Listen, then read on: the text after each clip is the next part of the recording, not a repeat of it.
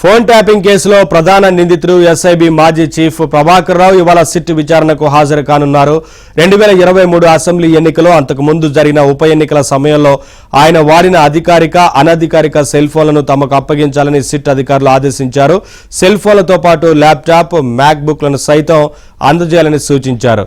తొలి రోజు విచారణలో ప్రభాకర్ రావు విచారణ అధికారులకు సరిగ్గా సహకరించక ఎదురు ప్రశ్నలు వేసిన నేపథ్యంలో ఇవాల్టి విచారణలో ఇప్పటివరకు అరెస్ట్ అయిన రాధాకిషన్ రావు, తిరుపతన్న, భుజంగరావు, ప్రణీత్ రావు వాంగ్మూలాలు ఫోరెన్సిక్ సైన్స్ ల్యాబొరేటరీ నుంచి రిట్రైవ్ చేసిన డేటా ఆధారంగా విచారణ జరపనున్నట్లు తెలుస్తోంది. ముఖ్యంగా కొందరు న్యాయమూర్తులతో పాటు కొన్ని కీలక ప్రొఫైల్స్ ను ఎందుకు తయారు చేయాల్సి వచ్చింది, స్పెషల్ ఆపరేషన్ టీంను ఎందుకు ఏర్పాటు చేశారు, హోంశాఖ ముఖ్య కార్యదర్శి రవిగుప్తాకు తెలియకుండా ఫోన్ ట్యాపింగ్ ఎలా చేశారు అనే విషయాలపై ఆధారాలను ఆయన ముందు పెట్టి ప్రశ్నించడానికి సిట్ అధికారులు సన్నద్ధమైనట్లు తెలుస్తోంది.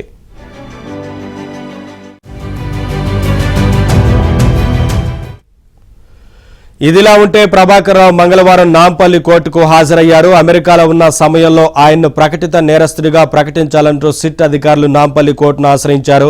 ఈ పిటిషన్పై విచారణ జరిపిన నాంపల్లి కోర్టు న్యాయమూర్తి ఈ నెల 20వ తేదీలోపు ప్రభాకర్ రావు కోర్టులో హాజరు కావాలని ఆదేశించారు. అయితే సంబంధిత న్యాయమూర్తి సెలవులో ఉండటంతో ప్రభాకర్ రావు వెనుదిరిగారు.